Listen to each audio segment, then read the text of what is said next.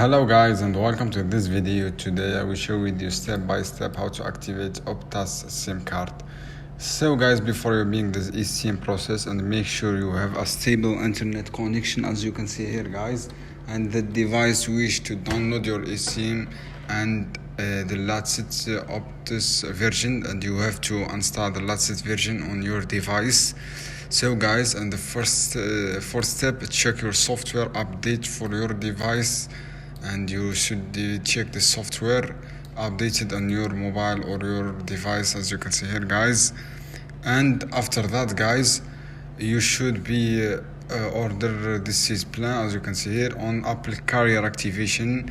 You have purchased a new iPhone or iPad with the selected eSIM, your plan activation to turn your device and connection to Wi-Fi. And step 2, follow the prompt from your device to download eSIM.